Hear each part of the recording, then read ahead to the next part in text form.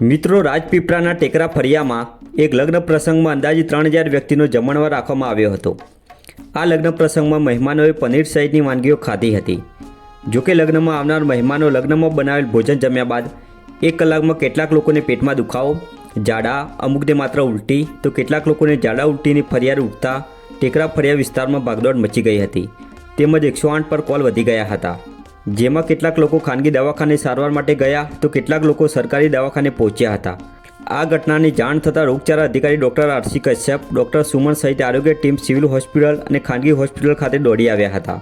મિત્રો, આ બનાવ પનીર ખાવાથી બન્યો હોય એમ જાણવા મળ્યું છે, જેમાં રાજપીપળાના તમામ ખાનગી તબીબોના દવાખાને ઝાડા ઉલટીના કેસ નોંધાયા છે, જે ટેકરા ફળિયામાં જમ્યા બાદ આ ફરિયાદ ઉઠી હોય એમ જાણવા મળી રહ્યું છે।